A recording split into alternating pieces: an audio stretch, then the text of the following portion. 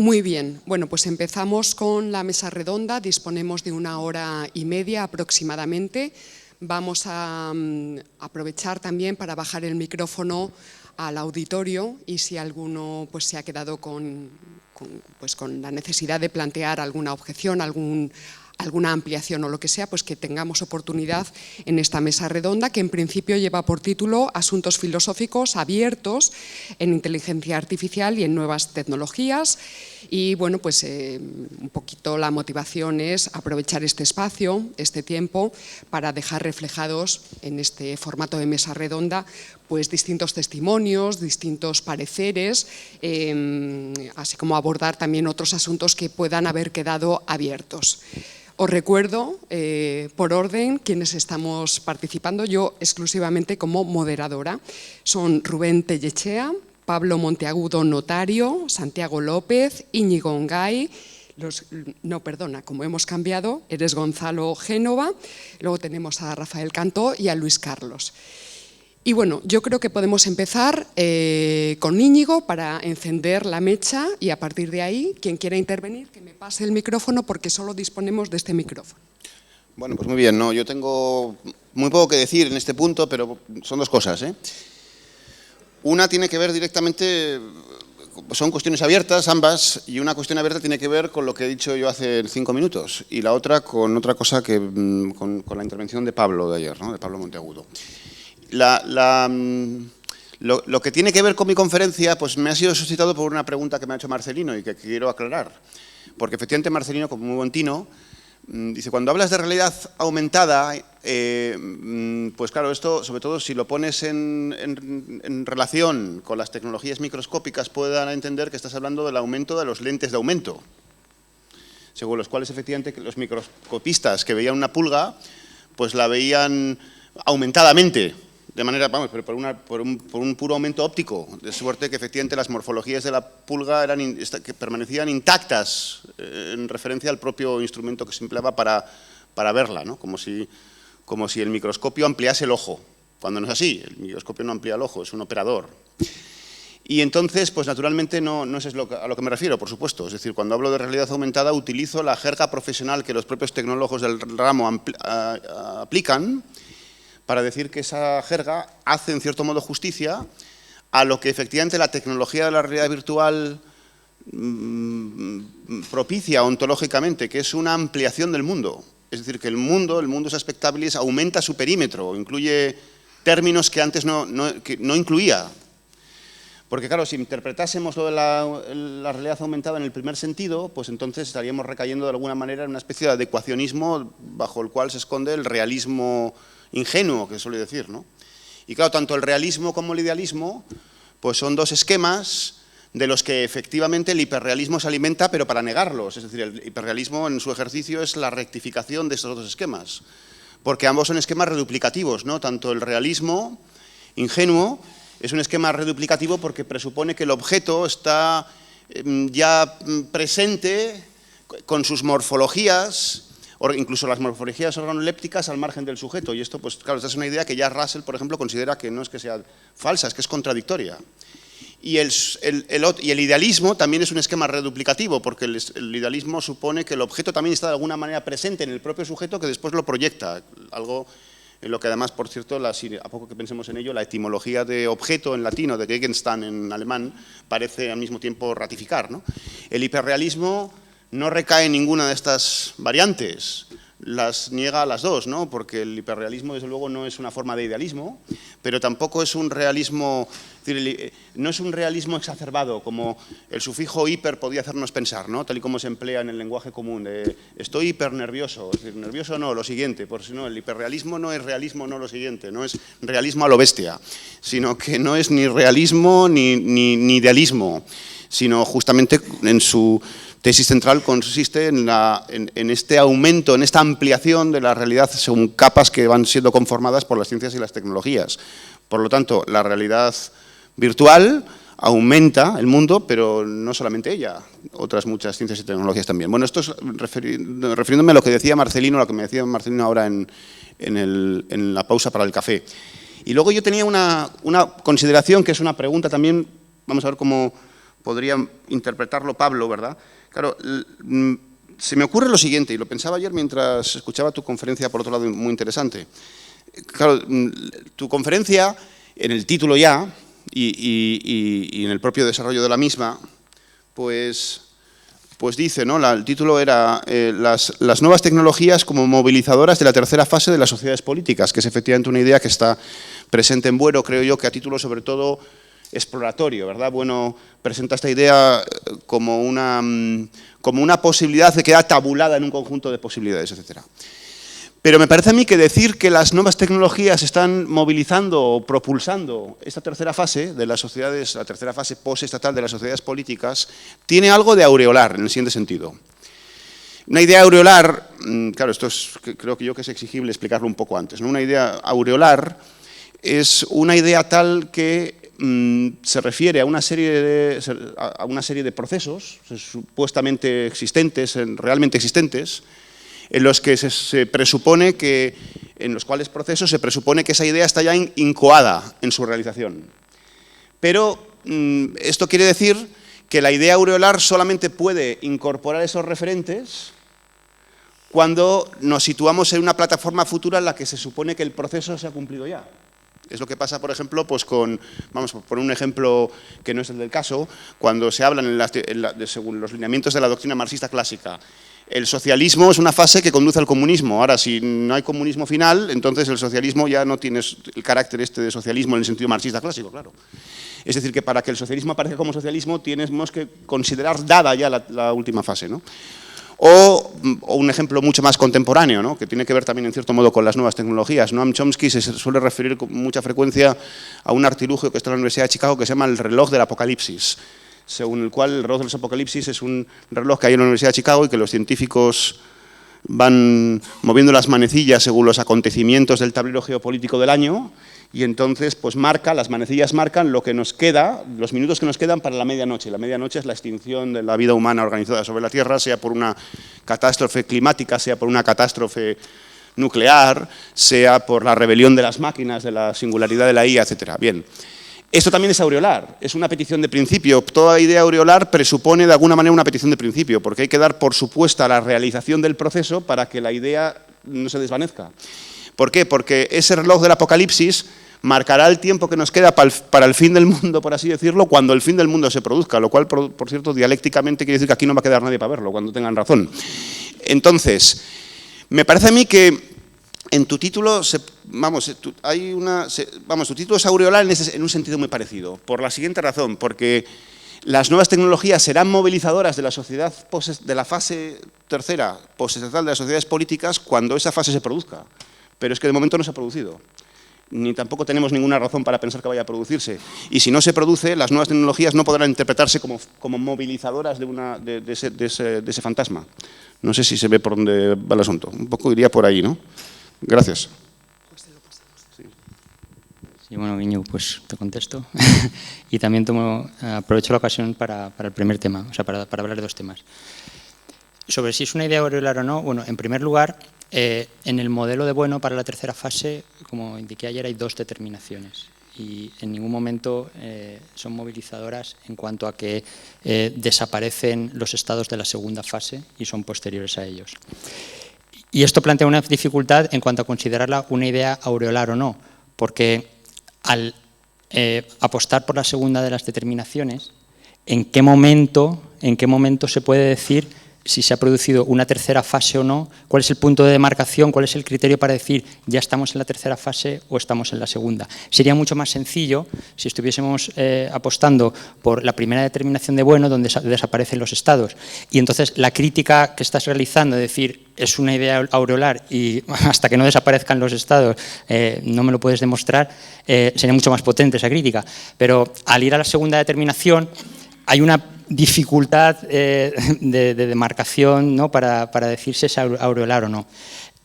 Por eso, lo que yo creo que sí que tenemos que tener en cuenta, estando atentos, ¿no? O sea, más que qué es lo que está pasando, qué es lo que está atentos, y qué fenómenos ya concretos, específicos, podemos mapear con lo que Bueno referencia a modo de hipótesis en el primer ensayo.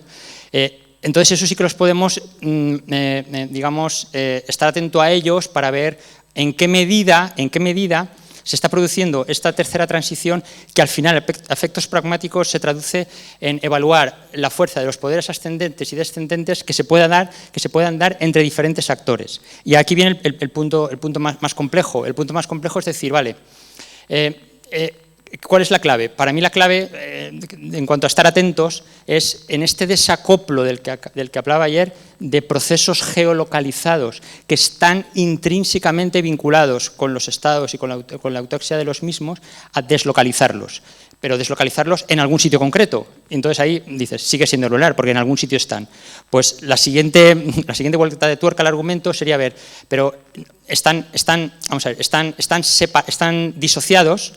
Hay una dependencia, están disociados, pero esta disociación, la potencia de la disociación, que es lo que va a determinar al final o no, pues eso, que cuánto estamos en la fase tercera o todavía en la fase segunda, por el problema que planteaba al principio, esa potencia va a venir, en mi opinión, de la facilidad de mover esos procesos que tienen efectos operatorios, porque ahora otros puntos abiertos, operatorios reales, no solamente procesos que se ejecutan ahí y ya está. Entonces, esa capacidad de movilización es lo que da fuerza en cuanto a que procesos que estaban ejecutándose hoy aquí se pueden ejecutar aquí fácilmente. ¿Cómo diría yo? Es un poder que se consigue de facto. Y en torno a ese poder que se consigue de facto, que se está ya produciendo, sí que pueden producir esa movilización. Iban por ahí un poco los tiros. Pero, por terminar y no tomar más tiempo, yendo a tu pregunta, es muy difícil, o sea, no se puede resolver, o sea, la pregunta estaría muy bien planteada con una primera determinación, yendo a una primera determinación, pero está en la segunda, es que no va a ser blanco y negro. Pero yo sí que creo que hay que tenerlo más en modo de estos poderes ascendentes y descendentes, pues qué equilibrios se producen, qué dialécticas se producen, que en mi opinión no obedecen en muchos casos ya a lo que viene a ser una dialéctica tradicional entre estados. Por un poco los tiros. Si me permites, al margen de la deslocalización de la que hablas, de la que podemos seguir hablando, largo y tendido, etcétera, que es una idea que efectivamente me parece muy pertinente y desde luego que nos obliga, ¿verdad?, a remover muchas cosas, ¿no? Eso por supuesto. Pero al margen de esa deslocalización, puesto que las nuevas tecnologías, por ejemplo, de almacenamiento en la nube, etcétera, creo que sucede aquí algo paralelo a lo que dice Gustavo Bueno acerca de los éxtasis más solemnes de un místico, ¿no? Pensemos en un místico de la tradición española, Santa Teresa de Jesús o San Juan de la Cruz, o pensemos en un místico de la tradición sufí o de la tradición luterana, el Meister Eckhart, o uno de estos. Bueno, pues por mucho que sea la solemnidad de los raptos místicos, que contrastan, desde luego, con el carácter bajo, sucio, ¿verdad?, de los procesos fisiológicos que tienen que ver con el metabolismo, con la respiración celular, con la excreción, etcétera. En el momento en que las leyes fisiológicas se pongan en suspenso, los éxtasis místicos también quedan inmediatamente suspendidos porque se produce la muerte del organismo, etcétera.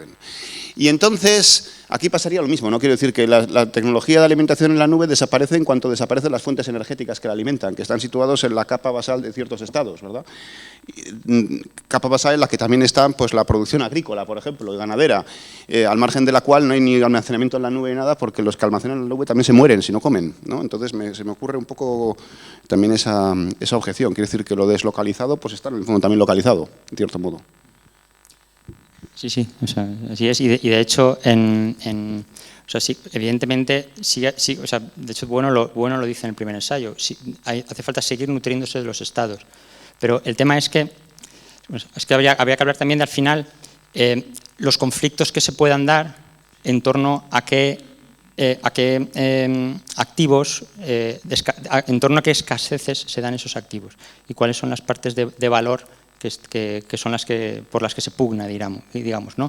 Entonces, sí, claro, al final, evidentemente, muerto el perro se acabó la rabia, pero limitar el análisis a eso, a muerto el perro se acabó la rabia, es negar, o sea, es como decirlo, es como reducir, de alguna forma, procesos categorías que se ponen en M2, por ejemplo, a M1. Evidentemente hay una dependencia, evidentemente, en analogía, hablo en analogía. Pero la potencia yo creo que viene por otro lado. Vale. ¿En mesa alguien quiere aportar algo más en relación a esta cuestión? Que estas cosas que estamos discutiendo aquí son procesos, que son sustantivaciones en el sentido en que cosas que no son independientes se consideran que son independientes, que funcionan por sí solas, estos automatismos. Y entonces cuando inmediatamente me introduce la energía se acabó. Ese automatismo se acabó, esa independencia se acabó. Y aquí la energía es la clave completa. O sea, si una máquina está pendiente de buscar su propia energía, pues en todo caso, pero un ordenador no supone una cosa externa a la propia energía sin la cual los electrones no generan los programas. O sea, quiere decir que son procesos de sustantivación. Entonces, toda la inteligencia artificial, todo lo que tiene de mítico, todo esto, es porque se ha sustantivado, se ha independizado de algún modo.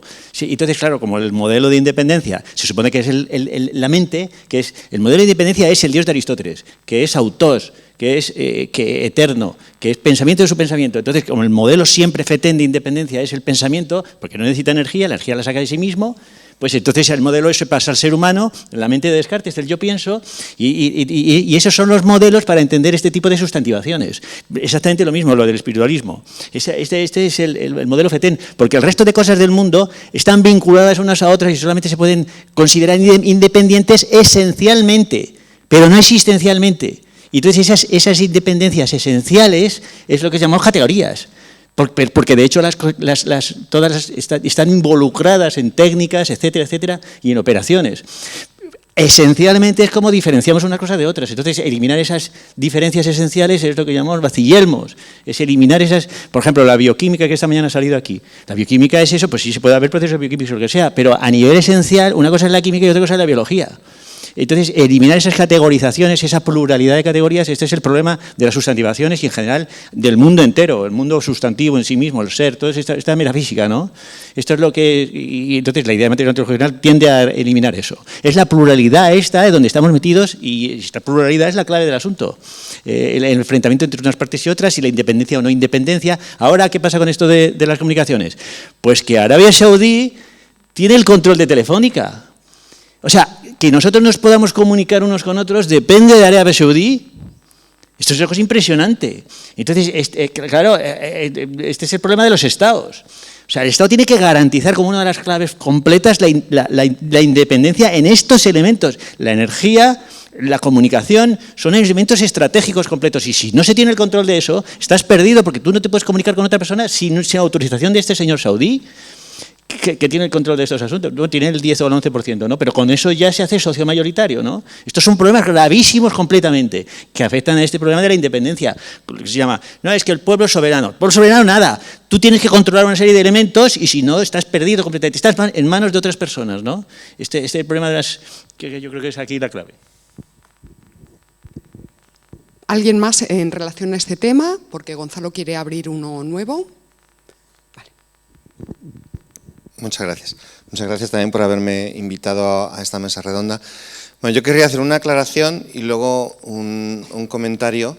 La aclaración es por conversaciones de pasillo, ¿no?, en las que hemos tenido.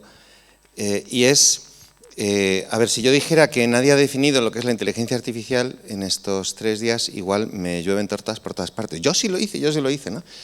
Y no tengo un registro de todo lo que se ha dicho, ¿no? Ahora, lo que sí voy a decir es que me parece que nadie ha distinguido claramente entre computación programada e inteligencia artificial. Y eso es clave para entender lo que es la inteligencia artificial en sentido técnico, tal como los tecnólogos la manejan, ¿no? Computación es simplemente pues una máquina que calcula, ¿no? que se puede hacer con lápiz y papel.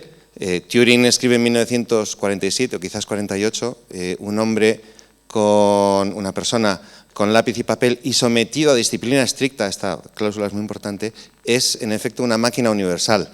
O sea, eso es computación. Luego es computación programada y es cuando tienes una máquina que en función del programa que le introduces puede hacer unos cálculos u otros. Pero eso todavía... ¿Eso es inteligencia artificial? Bueno, en cierto modo sí, y a mí me parece que muchas veces se ha hablado aquí de inteligencia artificial englobando también esto, lo que es la computación o la computación programada simplemente, ¿no? Más propiamente hablando, inteligencia artificial es cuando tienes una máquina que sin estar explícitamente programada para ello, es capaz de encontrar la solución a determinados problemas. Y eso es el aprendizaje automático.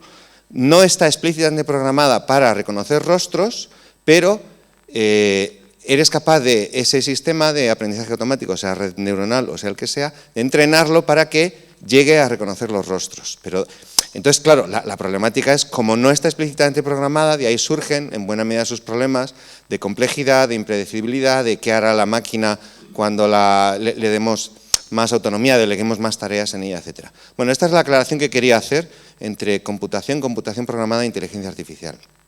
Y luego quería volver a atacar a Pablo con mucho... Bueno, no es atacar, ¿no? Pero sí es comentar, es responder un poco a la pregunta que él lanzaba ayer sobre si una máquina podría llegar a superar el test de Turing semántico, que también lo estuvimos comentando ayer dando un paseo, ¿no? ¿Qué pasaría si una inteligencia artificial generativa, o sea, un chat GPT o estos conversadores que dentro de 3 meses serán mejores que los que tenemos ahora, ¿no?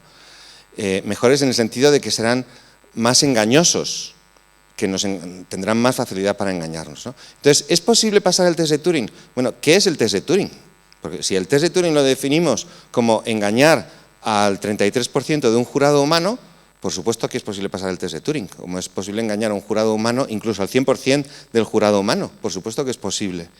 Pero claro, depende del juicio de esas personas.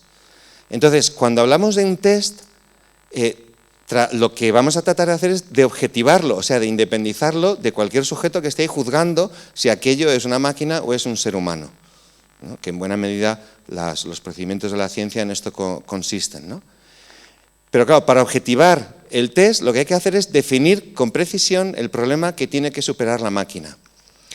Pero cuando defines con precisión el problema que hay que superar, eso se convierte en una tarea, en principio, superable por una máquina, es mecanizable. O sea, la máquina, en principio, aunque no esté realizado todavía hoy en día, no debería sorprendernos de que una máquina sea capaz de superar un problema que está definido con precisión. Es que ahí está la clave, ¿no?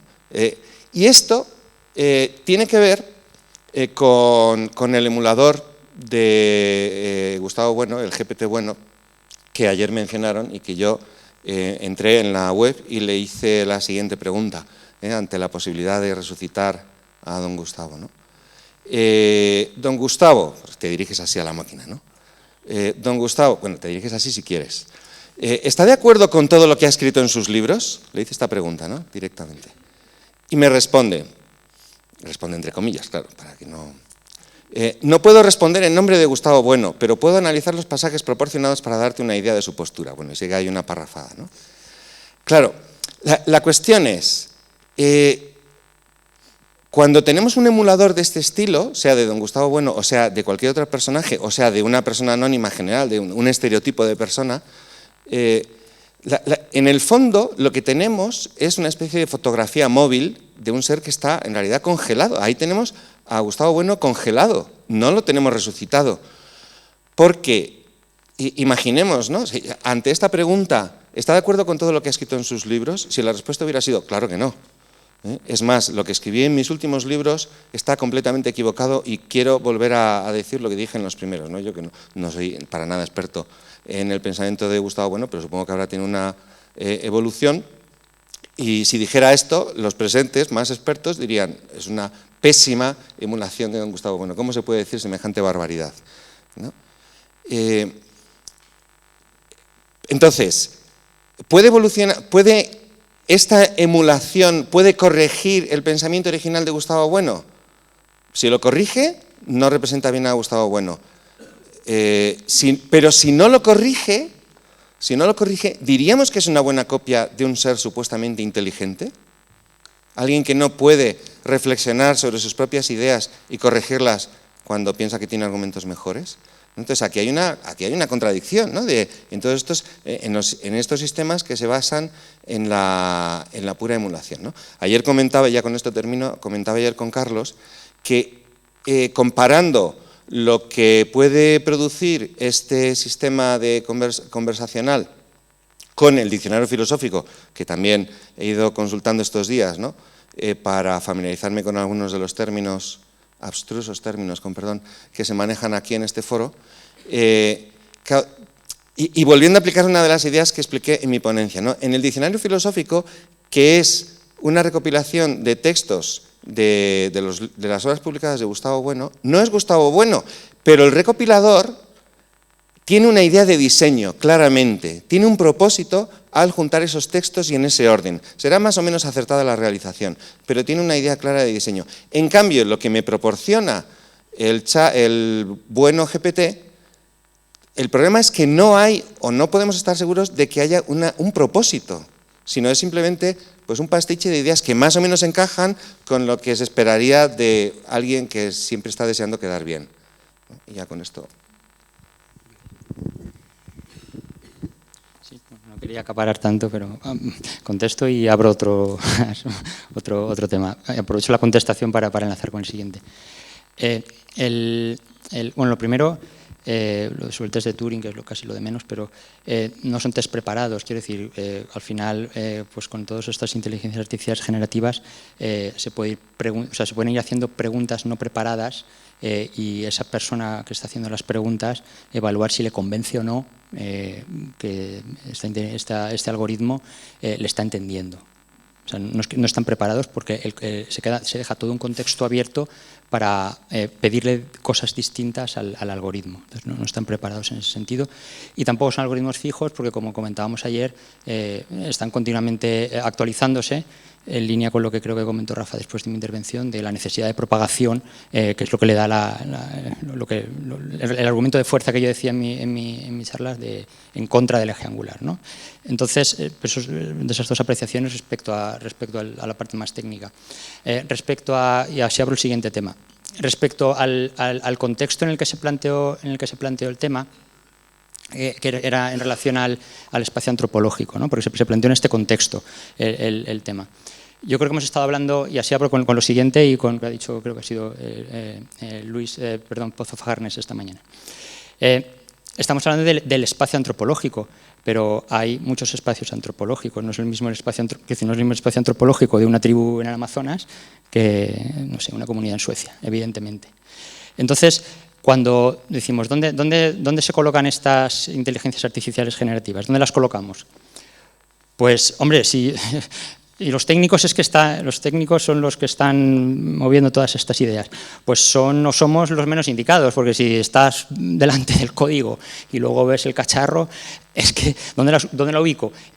Yo, en el espacio antropológico de mi mapa mundi, ¿dónde la coloco? En un cacharro, en el eje radial, sin ningún componente sagrado. Ahí la coloco. Pero ese no es el tema. El tema es si va a haber espacios antropológicos de comunidades donde van a colocar las inteligencias artificiales generativas, sobre todo, en alguna de las posibilidades en torno a lo sagrado, fetiches o númenes. Para mí esa es la pregunta. Y relacionado con otras cosas que se ha discutido, es que esas comunidades y esos espacios antropológicos que tradicionalmente estaban muy circunscritos a un territorio, pues con todos los desarrollos tecnológicos, que es que a mí al final es el tema pragmático, o por qué estamos hablando de esto, es que a lo mejor el que tienes detrás, por hablarlo en modo vulgar y que quede la idea, la persona que tienes detrás en la cola del supermercado es que tiene un mapa mundi y un espacio antropológico asociado que no tiene nada que ver con esto y sí, para él, la relación que establece él con estas inteligencias artificiales sí que tiene fuertes componentes sagrados, y ahora, que sean fetiches o lo hablemos de númenes, es otra discusión. Pero es una discusión, yo diría, absurda si lo que queremos, si lo hace ETIC, porque es que ni son fetiches ni son númenes. Entonces, es más de por dónde ponen los tiros de otras comunidades, ¿no? De otras personas. Yo creo que por contextualizarlo, ¿no? Volviendo a tu pregunta, y era en este contexto en el que se hablaba de esto.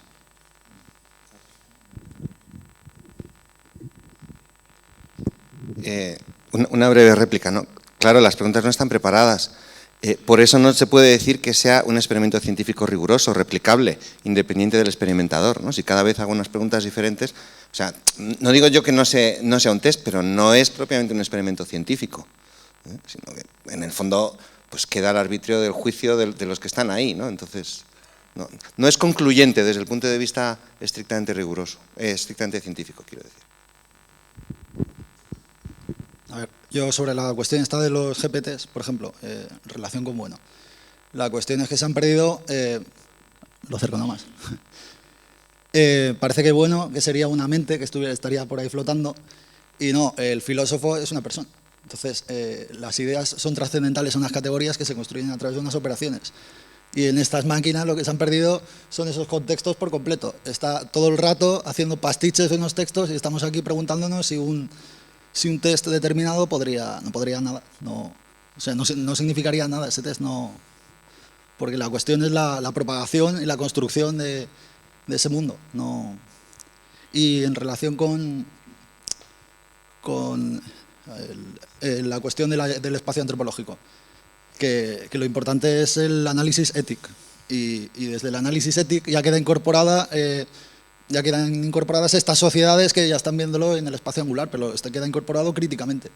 Desde esta filosofía es como vemos, pues sí, que ellos lo colocan en el espacio angular, pues peor para ellos, no sé.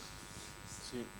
Yo creo que ahí es importante, a este respecto, en el contexto de esta discusión, recordar que el espacio antropológico, en principio, tal y como lo presenta Bueno, es un esquema noseológico de organización de las relaciones que se inscriben en el material antropológico, ¿no? En torno a 3 ejes de relaciones. Y entonces el espacio antropológico, bueno, cada uno no tiene el suyo, eso es evidente. Decir que cada uno tiene el suyo, eso es desvirtuar, creo yo, el concepto de espacio antropológico, tal y como este concepto juega su papel en el materialismo filosófico. Y entonces, los animales son sujetos operatorios. Y por eso los animales efectivamente son los númenes reales del eje angular. No porque sean percibidos como sujetos operatorios, sino porque de hecho lo son. Sin embargo, las plantas no son sujetos operatorios, que se sepa. Y entonces, lo cual no quita para que en ciertos momentos de la prehistoria, etcétera, o de la historia también, de la etnografía o lo que fuese, se pueda percibirse a una planta como una especie de numen, pero entonces porque se le estará percibiendo erróneamente como un sujeto operatorio, es decir, como un animal. Y entonces las máquinas no son sujetos operatorios tampoco. Y entonces yo creo que este es el verdadero nervio de la cuestión, ¿no? Otra cosa es que pueda percibirse erróneamente como un sujeto operatorio, pero un androide, en principio, un robot, no es un sujeto operatorio. Y luego, esto es casi una especie de broma, aunque bueno, también tiene parte que no es una broma. Esto de resucitar a Gustavo Bueno y preguntarle si está de acuerdo con sus últimos libros o con los primeros, para que Gustavo Bueno, ¿no? El chat de Gustavo Bueno nos diese una simulación realista, capaz de pasar al test de Turing semántico, todo el mundo sabe que tendría que responder, depende de la fecha, me acepto todo con la fecha.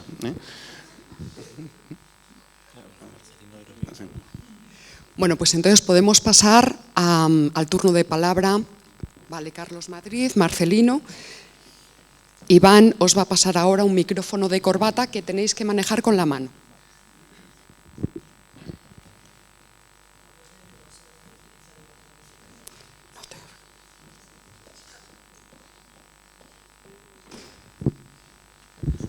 Disculpa, Carlos, que tomó el criterio orden de cercanía.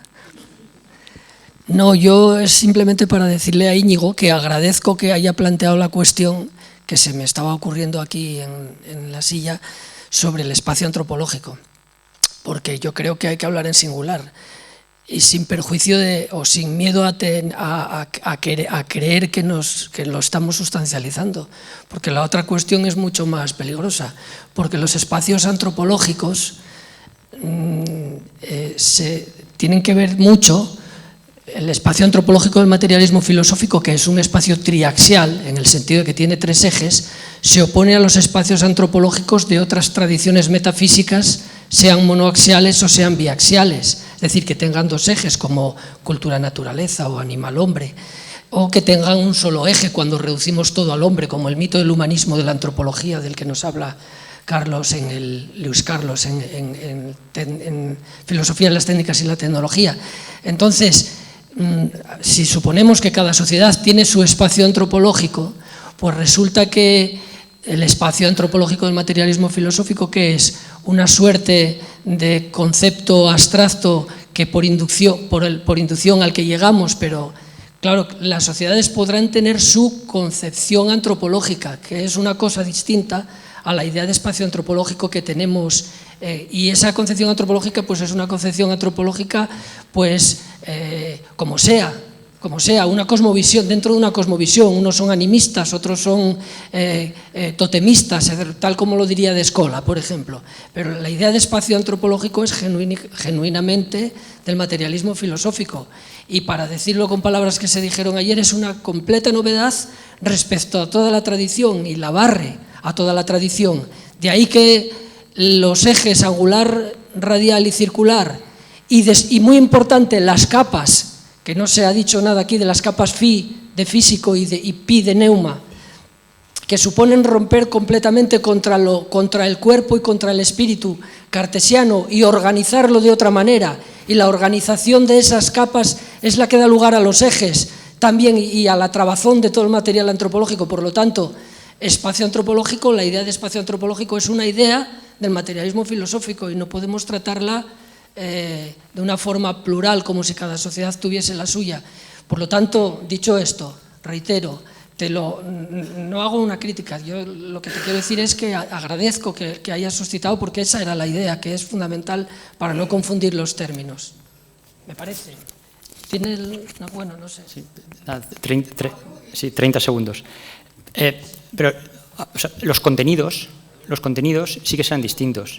¿Dónde se ubica? O sea, lo que para volviendo a las inteligencias artificiales, para distintas sociedades serán fetiches y para otras no serán fetiches. Yo creo que ese es el asunto. Los contenidos del espacio antropológico que vemos en las distintas sociedades se ven a través de la idea del espacio antropológico del materialismo filosófico. Exacto. Si no la tuviéramos, no la veríamos, como a través de una idea, por hacer una analogía de atribución, como a través de una idea determinada, a través pues como a través del microscopio, en cuanto operador empiezas a ver.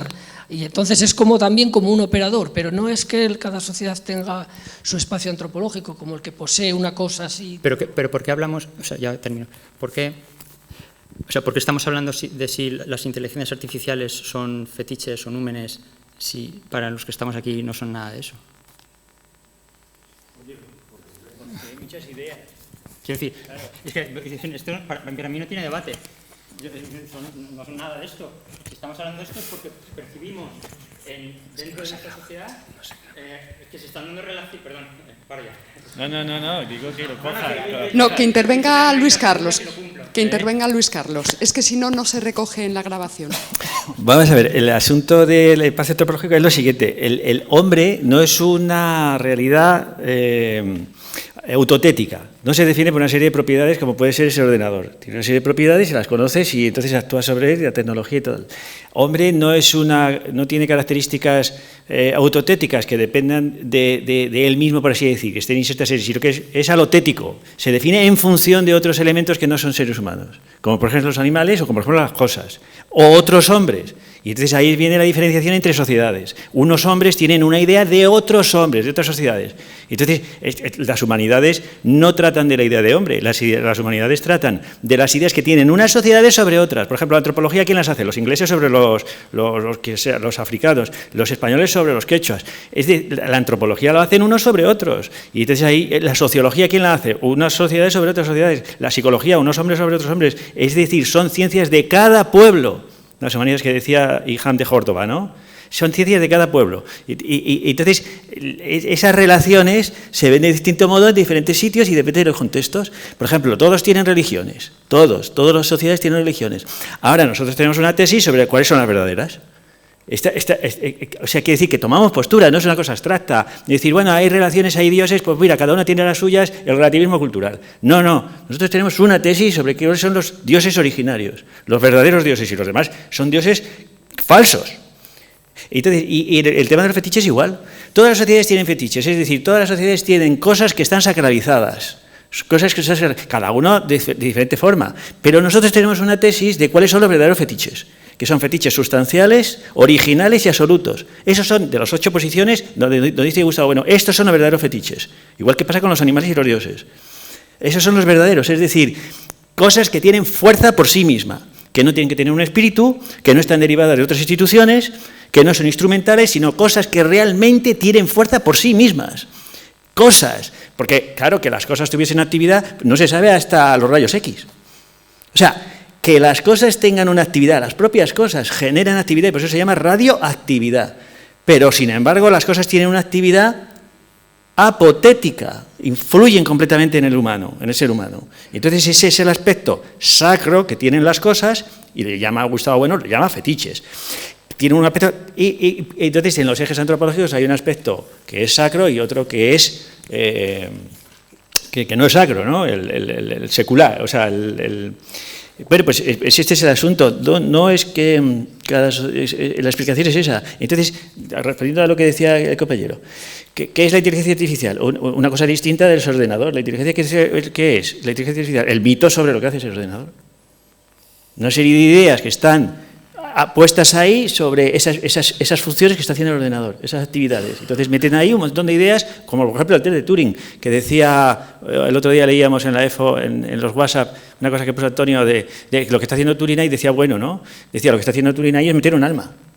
Claro, meter un alma ahí, que suponer que es alguien que está contestando, que es inteligente y todo eso, o sea, un mito. Vale, vamos a cambiar de micrófono, me llevo yo este a Carlos. Y este es el que os pasáis.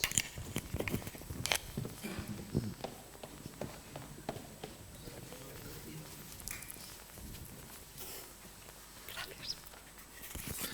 Bueno, pues quería plantear dos cuestiones. Una es a Gonzalo con respecto a la definición que ha planteado, pues separando, o sea, en la inteligencia artificial ha dicho es construir, o el fin que orienta a la inteligencia artificial es construir máquinas que realicen determinadas tareas sin estar específicamente programadas para ello. Entonces, a mí la cuestión que eso siempre me ha planteado, esa definición, es que deja fuera, por así decir, a lo que los anglosajones llaman la vieja y buena inteligencia artificial simbólica o lógica, ¿no? Que sí que estaba específicamente programada para ello. Entonces, y te quedas solo con lo que sería ya el aprendizaje automático. Entonces, a mí me parece que esa definición, que es verdad que tiene su recorrido, tiene ahí esa pega. Entonces, me parece que la clave no está tanto en la programación, porque en cierto modo hasta en el aprendizaje automático a mí sí me parece que hay una suerte de programación, entre comillas, no explícita, sino que hay que programar el algoritmo, aunque ese algoritmo sea genético, es decir, aunque la red neuronal tenga sea genérica porque te puede servir para multitud de tareas, hay que programar la red neuronal o hay que programar el árbol de decisión. Y luego además tienes que realizar el entrenamiento con los datos con lo cual lo que hay más bien es como un cambio de paradigma en las operaciones que está realizando el científico de la computación. Y entonces a mí me parece que la definición de inteligencia artificial, más que tener que ver con si la programación es explícita o no, tiene que ver con la, entre comillas, autonomía, ¿no? Es decir, que la finalidad que orienta todo ese campo tecnológico es la construcción de máquinas, en la tradición de la computación, ¿no?, que realicen determinadas tareas con mayor eficiencia y eficacia que los seres humanos, pero con una relativa autonomía, entendiendo esa autonomía no en un sentido metafísico, sino como una especie de control delegado, es decir, que no va a necesitar la supervisión del usuario constantemente, ¿no? Entonces, esa es un poco la propuesta que yo más o menos hago, porque me parece a mí que lo de remitir a lo de la programación específica o no, tiene la pega de que nos cargamos, por así decir, la inteligencia artificial anterior a los años 90. Eso sería un poco la cuestión referente a Gonzalo. Y luego, con respecto a Pablo, ¿no?, que su conferencia está motivando tantas cuestiones tan sugerentes, plantearle la siguiente duda que a mí me surgía. Cuando planteabas esos mapas, rectificando el mapa del espacio antropológico con esa especie de pseudópodo que decías, etcétera, o en el caso de los estados de las capas, añadiendo la capa virtual y la capa basal ultraterrestre, ¿no? La duda que a mí se me planteaba es que esas dos nuevas capas que señalabas, si acaso no están también recortadas por los estados, ¿no? Y quiero decir, en el caso de la capa virtual no es solo, como tú mismo reconocías, que los servidores o las plataformas físicas de los ordenadores, a fin y al cabo, están situadas en un estado concreto, sino cuestiones, yo creo, más del estilo de que, por ejemplo, China puede perfectamente vetar el acceso a ciertas páginas de Internet, con lo cual ella misma está ya, por así decir, fraccionando la capa virtual. Y en lo que ataca a la capa basal ultraterrestre, donde tú situabas pues esa nube de satélites que están por allí orbitando, ¿no? Pues dos argumentos que se me ocurren para mostrar que los estados siguen ahí totalmente presentes es que a esa capa basal, como se llega históricamente, es precisamente con la carrera espacial entre Estados Unidos y la Unión Soviética, es decir, la dialéctica de imperios más genuina. Y de hecho, como comentaba Marcelino ahora en un descanso, ¿no? Esos satélites, precisamente, si están organizados y acompasados, es porque hay una serie de regulaciones entre los diversos estados para que la cosa marche, ¿no? Entonces, yo creo que en esa propuesta que hacías, me parecía a mí que todavía seguían los estados partiendo totalmente la capa virtual y la capa basal ultraterrestre. Vale, pues respondo yo en primer lugar, ¿no? Bueno, cuando estaba pensando en esta aclaración que quería hacer, yo me decía a mí mismo, pero claro, la definición o el énfasis que voy a poner en qué es la inteligencia artificial deja fuera a la buena y vieja inteligencia artificial. Yo soy perfectamente consciente de que la deja fuera. O sea que fenomenal que lo saques a colación y que de alguna manera me critiques o me matices lo que yo he dicho, ¿no? Claro, en el fondo el desarrollo de la computación o de la informática, en el fondo es un continuo, ¿no? Donde los saltos son pequeños y ponemos unas fronteras hasta cierto punto convencionales, porque en los años 40 se consideraba que programar era cambiar interruptores de posición o girar una ruedecita o enchufar un cable en lugar de enchufarlo aquí, enchufarlo acá, ¿no? Y eso era programar. Luego viene la historia de las máquinas de programa almacenado, pero no quiero entrar ahí, ¿no? O sea, fundamentalmente, lo que dices es correcto, ¿eh? La inteligencia artificial originariamente también incluía los sistemas de razonamiento automático.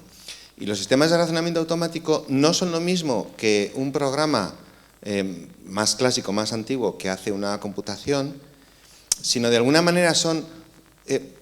¿Por qué no son exactamente lo mismo? Pero la diferencia no es bárbara, ¿no? No son exactamente lo mismo porque las reglas de razonamiento a su vez están programadas y están programadas en un lenguaje de muy alto nivel. Pero, claro, en realidad, cuando uno programa pues, una web, ¿no? Un blog, pues también está utilizando un programa de alto nivel, ¿no? Y con reglas de razonamiento. O sea que realmente hay un salto, pero no es un salto que sea perfectamente nítido. Decías que, y en cambio, luego en la inteligencia, todo lo que viene después, el aprendizaje automático, que se intenta desde el principio, pero no tiene un gran éxito, y en cambio ya en el siglo XXI tiene un éxito apabullante, éxito tecnológico, pues en buena medida también gracias a Internet y al Big Data, ¿no? que pone a su disposición enormes cantidades de datos para el aprendizaje, ¿no? En el aprendizaje automático hay que distinguir, porque la gente habla de algoritmo de inteligencia artificial, es el algoritmo de aprendizaje del algoritmo que ha sido producido mediante el proceso de aprendizaje, que es el que luego se aplica. Cuando mi teléfono móvil reconoce rostros porque voy a hacer una selfie, no está aprendiendo, está aplicando un procedimiento que ha aprendido y además no se ha aprendido en mi teléfono móvil, ¿no? Sino se ha aprendido en otro lugar, ¿no? Entonces ahí hay como esos dos escalones de algoritmos, ¿no? Que eso en la vieja y buena inteligencia artificial está presente también esos dos escalones en cierto sentido, ¿no? Y luego decías sobre la delegación del control, ¿no? Alfredo Marcos, que ha sido citado también en estas jornadas, usa esta expresión que me parece muy afortunada, sistemas de control delegado. No sé si tú la tomas de él o... sí, lo que pasa es que sistemas de control delegado, para que haya control delegado, en realidad no necesitas que haya computación, porque la puedes hacer de modo puramente mecánico, y entraríamos, o sea, yo creo que hay gente, buena gente, digamos, o sea, buenos caracterizadores de qué es la inteligencia artificial, que resaltan el tema del control, ¿no? Recibir información del exterior. O sea, he querido enfatizar ese punto, ¿no? Pero obviamente también está el tema del automatismo y del control, ¿no? Pero me parece que tampoco basta, porque, ya digo, puede haber control, desde luego, sin aprendizaje automático y puede haber control sin computación, ¿no? O con una computación que es puramente mecánica, ¿eh? Cuando, pues no sé, pues el control de la válvula de presión de James Watt para la máquina de vapor, ¿no? Que es un prodigio de ingenio, ¿Eso es computación? Pues si estiras mucho el término de computación, pues sí. Pero ningún informático hoy día llama eso computación, ¿no?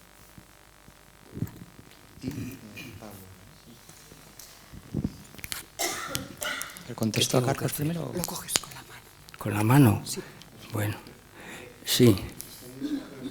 ¿Contesto a Carlos o lo que me...? Sí, no, espero. ¿Sí? Espero lo que me Brevemente. digáis. A ver, sobre las preguntas de Carlos, evidentemente la génesis de estos satélites o de los actores de la capa virtual, evidentemente están los estados, como no puede ser de otra forma.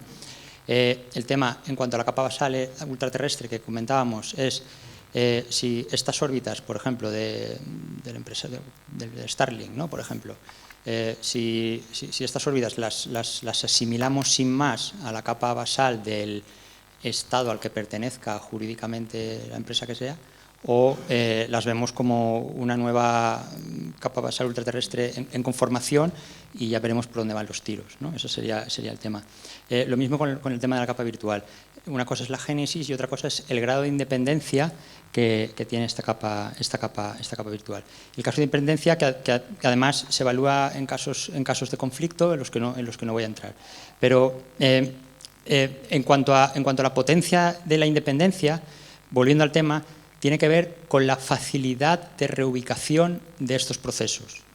Porque es verdad que en algún sitio tienen que estar, pero si no es costoso realizar esta reubicación y no hay una dependencia en concreto de un territorio concreto para que se produzcan estos procesos, que al final se traducen en operaciones físicas reales, en el plano de datos que comentábamos ayer, pues eso es un elemento de potencia y de independencia. Y luego, ¿por dónde se cierra el grifo? Y eso es otro tema. ¿Vale? Eso es otro tema. Y ahora bien, y terminando ya, el modelo que planteo como un esbozo, como modo hipótesis también, habrá que evaluarlo si oscurece, si no hace más que meter farfolla al modelo que ya existe y no está aportando nada, o a la segunda fase de los estados, o es más potente, lo está incorporando y está añadiendo cosas. Y yo creo que ahí es como habría que evaluarlo. Y terminando ya, los poderes ascendentes y descendentes que comentábamos ayer con la capa virtual, se puede negar que esto tenga pertinencia, yo creo, desde dos puntos de vista. Podríamos decir que no tiene sentido, que todo es el Estado y tal, pero eso contradice el propio sistema de Bueno, donde en el propio Estado aparecen poderes ascendentes y descendentes. El caso está, si esos poderes ascendentes o descendentes, que en el modelo de ayer aparecen con la capa virtual, son míticos, una metafísica, y no, oye, es que esto está dentro del Estado y ya están en los poderes ascendentes y descendentes de Bueno, o no, o hay que considerarlos de forma distinta, a modo de una nueva diplomacia, relacionada, y vuelvo de nuevo, con poderes de facto, y a nivel técnico esta reubicación para mí es la más crítica. Y termino. Bueno, ¿se me oye bien? Yo quería he tomado nota sobre varias cosas que se han dicho, ¿no? Sobre lo que se ha dicho del mito de la inteligencia artificial, las preguntas de Carlos Madrid. Quiero dar una respuesta organizando un poco lo que he pensado acerca de esto. Y continuando también lo que dijo Tiago ayer sobre la comparación que se suele hacer entre el cerebro que tenemos los seres humanos y lo que efectivamente computan las máquinas, ¿no? Que la analogía no se puede trazar porque el cerebro está conectado con todas las demás partes del cuerpo. Es de aquí de donde quiero partir. A mí me parece que la metafísica que hay, que es la que estamos intentando triturar, detrás de la idea de inteligencia artificial, es heredera en alguna manera de otra hipóstasis anterior, ¿no? En el origen de la computación, en torno a la idea de información. La idea de información, en el sentido más categorial, más informático, surge con los trabajos de Shannon, que intenta hacer una comparación, ¿no? Intenta elaborar un concepto que recoja la información que se está transmitiendo a través de varios medios, ¿no? Porque la misma información, dice, se puede considerar en un nivel abstracto como transmitida a través del telégrafo o a través de las señales de radio o hoy en día a través de Internet. Y se trata de, porque quiere hacer ingeniería con ello, ¿no? Igual que se hace comparación de los motores, quiere hacer comparación de la capacidad de transmisión de información de los distintos sistemas con determinada seguridad. Entonces, Me parece que aquí corremos un riesgo de una hipóstasis que es considerar que, puesto que la información se puede transmitir a través de todos estos medios, es separable de todos ellos, ¿no? La información estaría separada y, en todo caso, conformando a cada una de estas materialidades concretas. Y esto es diametralmente opuesto, es una doble hipóstasis a lo que nosotros entendemos por la relación nosológica entre materia y forma. La forma no es algo separado del mundo, que en todo caso lo articule de alguna manera, sino que las formas son materias ejerciendo el papel de la forma, y la información es una materialidad terciogenérica, como decimos nosotros, conformando materialidades primogenéricas que son, pues, lo que se hablaba antes, ¿no? De que no es que la información esté totalmente deslocalizada, sino que está localizada en otro sitio. La nube, en determinado respecto, no existe, es el ordenador de otra persona. Bueno, pues igual que la idea de información, creo yo, separa la forma de la materia, sucede una hipótesis que se podría analogar hasta cierto punto con el tema de la inteligencia. Y para mí desmantelar esto pasa por volver a las tecnologías y volver al plano técnico. Si todos estos fenómenos que estamos viendo recientes del chat GPT, Dalí, están sucediendo, es porque se ha conseguido la conjunción de una serie de elementos tecnológicos y se pretende salir de estos elementos tecnológicos e ir a una idea de inteligencia más allá de todos ellos. Si las redes neuronales hoy funcionan, no es solamente por lo que explicó el otro día Santiago de la estructura de los parámetros. O sea, lo primero que hay que decir es que no se trata de la cantidad de parámetros que tenemos en cuenta, no se trata de poner más información. Lo que las redes neuronales han conseguido, lo han conseguido no por incluir más parámetros, sino por la estructuración que han hecho de estos parámetros a través de lo que se llaman arquitecturas de neuronas, ¿no? Y estas arquitecturas de neuronas son a su vez tecnologías, porque no es de la idea de red neuronal con lo que se han conseguido todos los fenómenos que vemos, sino de una arquitectura específica que se descubre en 2017 o se publica en 2017, que es la del transformer, que no se ha mencionado aquí, pero sin esa idea, sin esa organización de los parámetros, nada de esto habría sido posible. El segundo elemento que consigue todo esto es un algoritmo para optimizar esos parámetros. O sea, las redes neuronales no son separables del algoritmo, se llama en inglés, y es el término que se utiliza, backpropagation, yo creo que se podría traducir como... no entro en este tema, ¿no? Sin ese algoritmo, la optimización de los parámetros no sería posible. Y este algoritmo, que es el que consigue lo que coloquialmente se llama aprendizaje, es radicalmente distinto en su método a lo que hace un cuerpo humano cuando está aprendiendo, cuando está incorporándose a las instituciones. Y el último componente, aunque aquí ya no voy a entrar, es el del hardware específico en el que se ejecutan estos algoritmos. O sea, que sin embargo es imprescindible la capacidad de procesamiento de la información. No sé si saben ustedes o conocen más o menos, ¿no?, el programa de construir coches que se conduzcan solos que está llevando a cabo Tesla. Pues el director de Tesla, hasta hace cosa de un año que salió del puesto, que se llama Andrei Karpathy, buenísimo divulgador de todos estos asuntos, explica que en determinado momento decidieron retirar de entre los sensores que tenía el coche, sensores sonoros o sensores infrarrojos para intentar medir las distancias, y se quedaron solamente con las cámaras de vídeo. ¿Por qué? Porque el coste de procesar la información generada por esos sensores no compensaba a la hora de luego emplear esa información. Entonces, la ratio con la que está siendo procesado es un problema técnico que establece un límite a las capacidades que van a tener todas estas tecnologías a la hora de resolver problemas. No lo van a poder todo, y lo contrario es caer un fundamentalismo tecnológico de, bueno, pues podrán en cuanto la tecnología se desarrolle, porque se desarrollará. Quiero cerrar todo esto dando una indicación que yo tengo en realidad muy borrosa y la dejo a su consideración para que la piensen en torno a la idea de caja negra. Es como yo creo que podríamos ponernos en el camino de entender, en fin, esta cosa que desde luego es peculiar, de que de la organización de unas operaciones matemáticas emerja algo que parece inteligente, ¿no? Porque es de aquí de donde surge toda la ideología, toda la mitología de la inteligencia artificial. Yo creo que la idea de caja negra la deberíamos entender a través de la distinción del materialismo filosófico entre partes formales y partes materiales. Les pongo 3 etapas y con esto ya cierro. Un ejemplo claro de partes formales y partes materiales. Si ustedes parten de una imagen en una alta resolución y bajan su resolución, de la segunda imagen no pueden recuperar la primera en principio. Nosotros tenemos vídeos de Bueno grabados en la calidad que permitían los medios en esos momentos, y reconstruir desde ahí la imagen que se podría haber grabado con las cámaras que nos están grabando ahora no es un procedimiento posible, es una ruptura ontológica entre partes materiales y partes formales. Claro, esta misma operación es la que se produce cuando cogemos, por ejemplo, un cuadro y lo escaneamos y lo convertimos en un conjunto de píxeles. Del conjunto de píxeles podemos imprimir una imagen que se parece mucho al cuadro, pero no es el cuadro.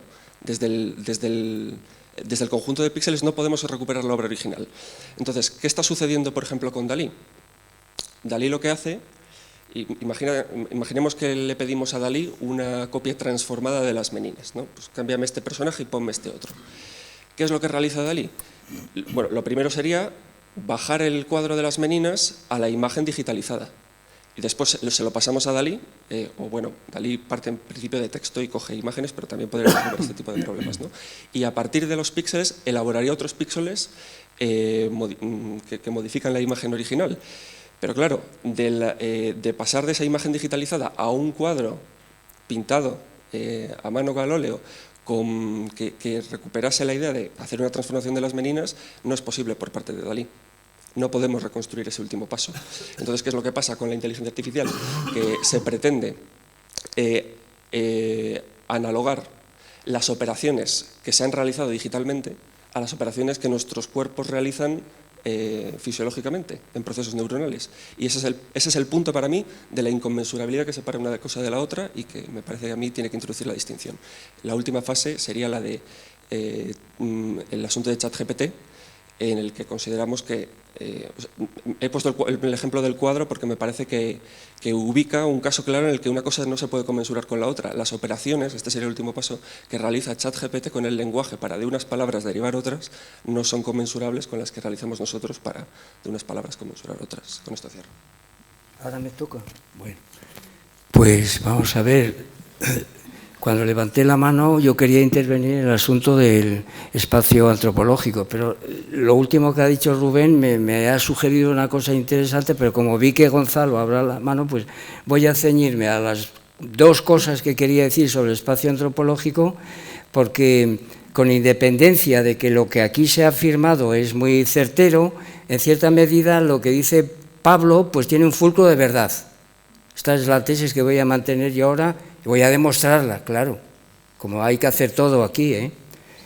Y no basta con simples referencias. Vamos a ver. Por supuesto, el materialismo filosófico elabora una idea totalmente original y singular de espacio antropológico. Lo hace pensando contra otras concepciones tridimensionales del espacio antropológico. Santo Tomás ya hablaba de mundo, alma y Dios, y era espiritualista. Pero Francis Bacon, desde un materialismo cosmológico, pues habla de natura, de ánima y de númine. ¿Dónde está la originalidad del pensamiento de Gustavo Bueno en este caso? Pues en la circularidad entre la ontología especial y la ontología general. Es decir, que ese materialismo cósmico de Francis Bacon y ese espiritualismo queda arrasado porque don Gustavo incorpora la ontología general, las ideas de materia ontológico general y de ego trascendental. Y hay una circularidad entre el mundo, es decir, la materia cósmica, y esa otra materia.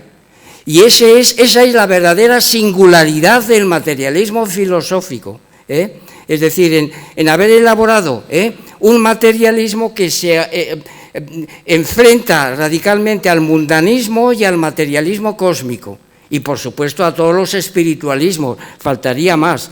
Y ahora la prueba de fuego, el primer ensayo sobre las categorías de las ciencias políticas, don Gustavo establece una coordinación entre los ejes del espacio antropológico y las capas de la sociedad política.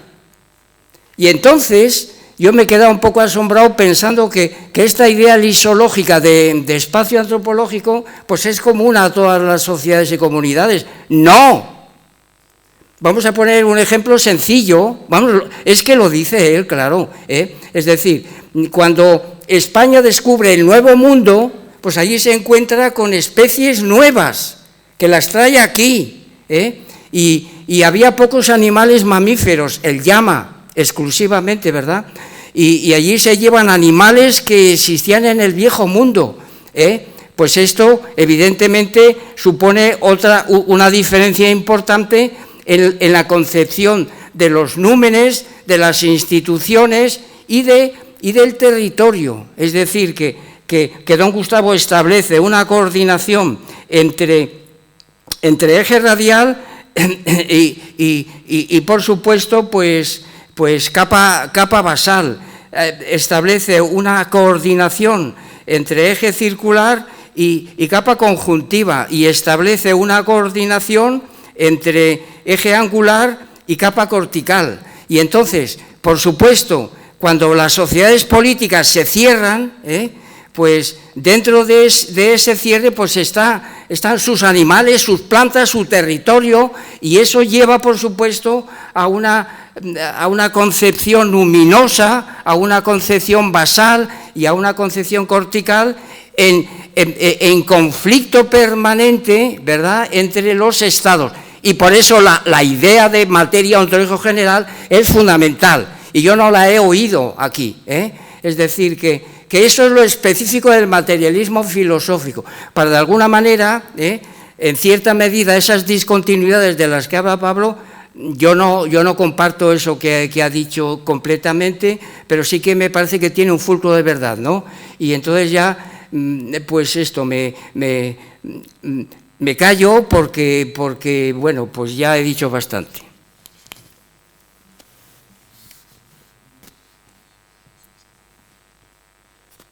Toma, hija.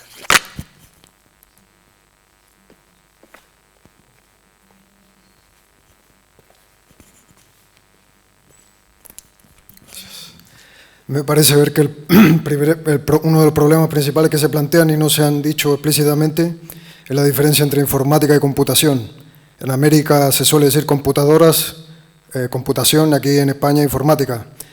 Es diferente quizás la teoría de la información a la teoría de la computación, y los materiales, una información, habría que distinguirlo de un dato o de un cómputo, ¿no? Y ahí habría que distinguir entonces si estamos hablando de filosofía de la informática, filosofía de la computación o filosofía de la inteligencia artificial. Existe el libro del mito de la inteligencia artificial, no sé si alguien lo ha leído, y también existe otro libro, yo no, pero bueno, lo tengo pensado.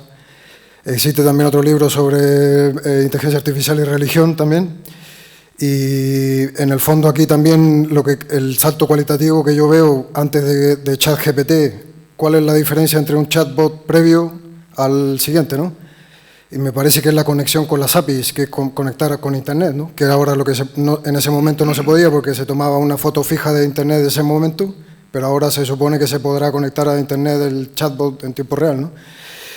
Entonces aquí creo que el problema que yo veo, mi opinión, es que no existía un hardware, y aquí otro problema de traducción del inglés al español, si estamos con los atlantistas, los hispanistas, pues tendrán que buscar un método propio, ¿no?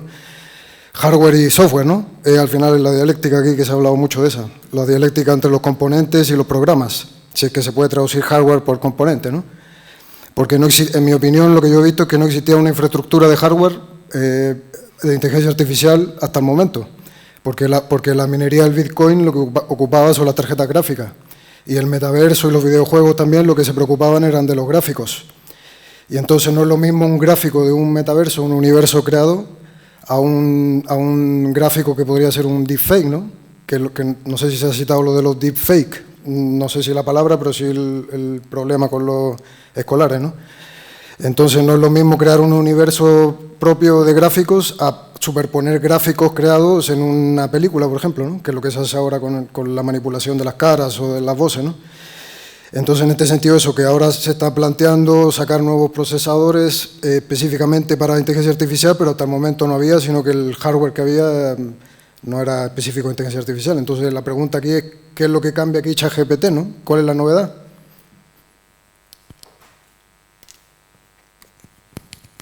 ¿Réplica en la mesa? Sí.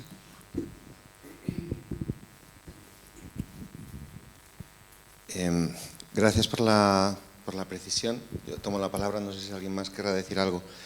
A ver, respecto a la diferencia entre informática y computación, a ver, computar es calcular. Entonces, cuando se adopta el nombre, que tampoco es un momento dado, no tiene toda una tradición, ¿no?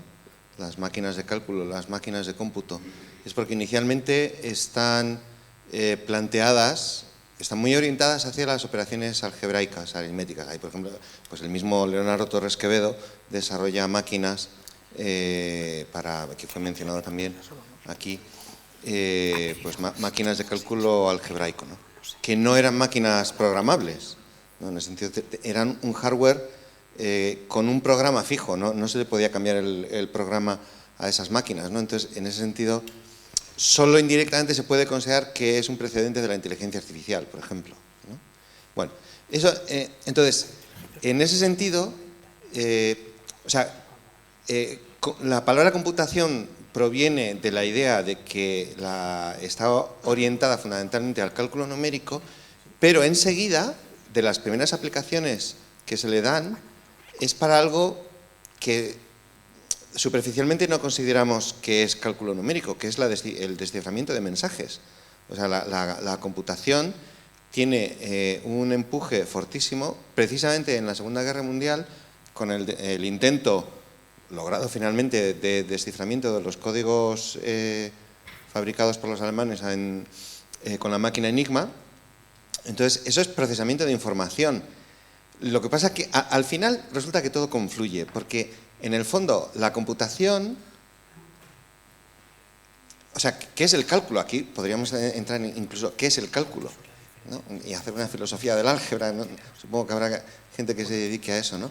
Al final es manipulación simbólica. Entonces, en tanto que manipulación simbólica, entonces tengo el símbolo 1 y tengo el símbolo 2 y tengo que producir el símbolo 3 porque también tengo el símbolo, una crucecita que indica suma, estoy haciendo una manipulación simbólica. Y es lo mismo, es el mismo tipo de manipulación, o sea, es también manipulación simbólica cuando estoy tratando de descifrar un mensaje, y es también manipulación simbólica en todos los niveles que posteriormente se construyen de manejo de información.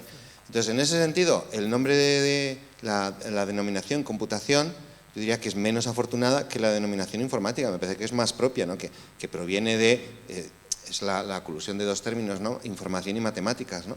Y que, por supuesto, ahí tiene un rol muy importante Claude Shannon, como ha mencionado Rubén, y justamente con su teoría de la información, el fundador de la teoría de la información, que también tiene un rol muy importante en el nacimiento de la computación en general y de la inteligencia artificial. Y luego, respecto a otra cosa que has dicho, que si te he entendido, que no existe hardware específico de inteligencia artificial. Eso en realidad no es verdad. ¿Pero por qué no es verdad? ¿Por qué sí existe hardware específico de inteligencia artificial? Porque en realidad, aunque se dice que el hardware es de propósito general, que le puedes poner cualquier programa, en realidad no es verdad. En un hardware no puedes poner cualquier programa, puedes poner los programas que funcionan en ese hardware. Entonces, en el fondo tú tienes un problema que quieres resolver y que lo resuelves mediante una combinación de hardware y software. Con lo cual, cuando el hardware, eres capaz de construir un hardware muy específico, orientado a resolver ese tipo de problemas, pues es un hardware específico para inteligencia artificial. De hecho, cuando McCulloch y Pitts hacen el modelo matemático de la neurona, también están pensando en un hardware específico que representaría electrónicamente ese modelo matemático. Y hay desarrollos modernos que en lugar de hacer neuronas software, por así decir, tratan de hacer neuronas hardware. O sea que sí existe hardware específico para inteligencia artificial. Pero en realidad lo relevante es que el enfoque de inteligencia artificial para resolver problemas se intenta, o sea, es una aproximación que es mixta, que es desde el hardware y desde el software. Y me parece que Rubén quiere decir algo más. Sobre la distinción entre computación e informática, yo no te lo sé decir porque no tengo claro cuál sería el criterio de delimitación. Sí me parece que habría otro criterio más, que sería la delimitación de la computación o la informática de las matemáticas. Y luego, a propósito del hardware específico, yo estoy totalmente de acuerdo con él. El hardware específico no significa que tú necesites concretamente un hardware para poder hacer inteligencia artificial. Ya hacemos la inteligencia artificial sobre el hardware que tenemos, sobre todo sobre las tarjetas gráficas. La cuestión es que sabiendo exactamente qué es lo que queremos hacer, porque casi todas las redes neuronales son fundamentalmente multiplicaciones de matrices, la cuestión es diseñar hardware en el que funcione más rápido. Eso significa que sea específico y gaste menos electricidad y puedan hacer mayores cosas. A ver, esto quiero decir, yo no oigo más que metáforas. No oigo más que metáforas. Cada vez que oigo una frase me salen por ahí un montón de metáforas. Aprendizaje, que a la máquina no aprende, o sea, quizás además están tomadas de la etología. Aprendizaje, el perro aprende, no aprende. O sea, aprendizaje, que si pensamiento, que si piensa, neurona informática, ¿pero qué es eso? O sea, todo completamente metáforas, todo, redes neuronales, o sea, metáforas. Y entonces esto está completamente lleno de minas, este asunto, porque la propia construcción de los aparatos ya lleva están metamorforizados, ¿no? Y esto pasa, lo decía bueno con la genética. Mensaje, información. Si ahí no hay mensaje, si ahí no hay información, ni absolutamente nada. Está construido desde otra categoría distinta, que son las categorías lingüísticas. Entonces, las categorías lingüísticas se están confundiendo completamente de plano todo otra serie de categorías que se están haciendo del hacer de otras disciplinas. Por ejemplo, sobre todo, símbolo, lenguaje, todas estas cuestiones son un modo de formalizar y eliminar la materia que hay debajo. Entonces, si para entender esto del pensamiento, por ejemplo, Bull lo titula Análisis de estructuras del pensamiento, y está haciendo un álgebra de ceros y unos, que está reduciendo. Bien, entonces, o bajas otra vez a las técnicas y el trabajo con los materiales, o estamos completamente perdidos, aquí no se hace pie en ningún sitio. Entonces, hay que bajar otra vez al tratamiento operatorio de cosas. Y ni pensamientos, ni información, ni lenguajes, ni símbolos, ni nada. Cosas. Y entonces, cuando tocas el suelo, ahí es cuando yo creo que se hace pie en el origen de todos estos asuntos. Por ejemplo, en el tema del lenguaje, el lenguaje hablado, eso no hay manera de entenderlo por ningún sitio. El lenguaje, hasta que no se escribe, es decir, hasta que no hay una serie de grafos, de rayas y hasta que no hay grafos que son operatorios físicos, no hay posibilidad de entender lo que es el lenguaje.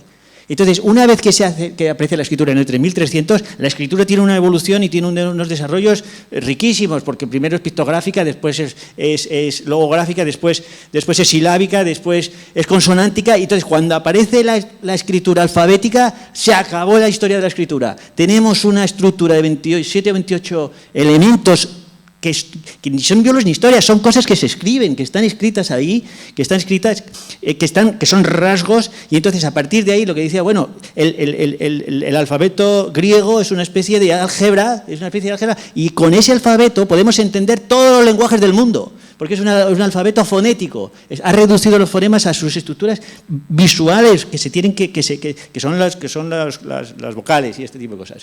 Bueno, pues una vez que tenemos esa estructura, que son grafos escritos, entonces podemos reconstruir y podemos analizar todos los lenguajes del mundo. Todos los lenguajes del mundo y entonces se hacen las gramáticas. Los españoles desde el latín, que es un lenguaje alfabético, reconstruyen las gramáticas quechuas y etcétera, y así todo lo demás. Entonces unos lenguajes se hacen desde otros lenguajes. Esto es, no existe el lenguaje universal, existen lenguas particulares.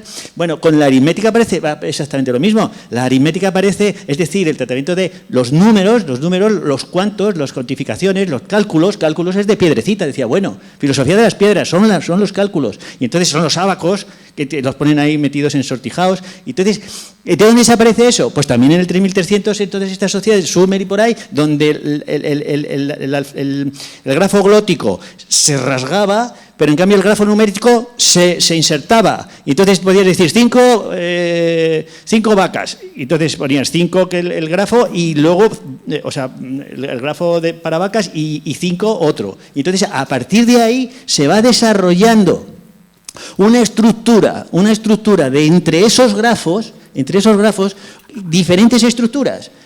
estructuras gráficas, por ejemplo, la aritmética. Y empiezas 1, 2, 3 y empiezas a hacer operaciones entre esos grafos otra vez. Y es visible, y es objetivo, y nada de pensamiento ni de rollos de esos. Y a partir de ahí empiezan a haber unas estructuras sintácticas, como pueden ser los idiomas, unas estructuras sintácticas gráficas, como pueden ser la aritmética, unas estructuras geométricas que tienen que estar pintadas con ¿quién decía? Antes decías tú lo del compás. Es que tienen que estar pintadas. Y esas estructuras gráficas son las que te dan la estructura del mundo. Esas estructuras gráficas, que haces un círculo y entonces tienes una visión del universo a partir de ese círculo. Y ni pensamiento, ni formas, ni nada. Es materia. Lo que tú has dicho antes es que las formas no existen. Las formas es precisamente otra vez sustantivar el espíritu y el pensamiento, y entonces las formas están en el pensamiento. Lo que yo quería denunciar ayer. No. Son formas físicas, gráficas, escritas, que establecen unas estructuras internas potentísimas. Y la geometría es una de las más importantes y la primera. Y además, esas estructuras geométricas, cuando son distintas de las aritméticas, es cuando empieza la filosofía, que es el problema de la inconmensurabilidad. Ahí empieza la filosofía. Cuando aparecen esos problemas entre unas estructuras y otras. ¿Me estás presionando? Sí. No, lo siento. No, tía, es que tengo que terminar. Un momentito, que quiero terminar con lo de la lógica. Entonces, la lógica es exactamente igual. La lógica tiene un artículo bueno, interesantísimo y precioso, y yo creo que hay que revelarlo todavía, porque no se conoce, que es la diferencia entre operaciones autoformantes y heteroformantes. Entonces, ahí pone la diferencia entre operaciones autoformantes, que son las de la lógica, y son entre esos grafos que están ahí escritos, donde un grafo, P implica Q, tengo P. Y entonces se reproducen internamente esos grafos que están ahí escritos, que simbolizan clases, pero las clases a la vez están incorporadas a los signos. Las clases no flotan en el universo. Y entonces dice la lógica, estructura del pensamiento. El pensamiento nada. Son estructuras gráficas que van a generar, luego la álgebra de Boole, por ejemplo, que es ceros y unos, pasa información, no pasa información. Nada de símbolos. Pasa información, no pasa información. Esa es la estructura que genera todas estas cosas. ¿Y cómo se trata eso? Son los algoritmos. ¿Cómo se trata eso? Son parte de información. O sea, entonces, que hay que bajar a la tierra. Estamos perdidos absolutamente y ya se acabó. Sí, se acabó. Aplaudimos. Damos las gracias a todos.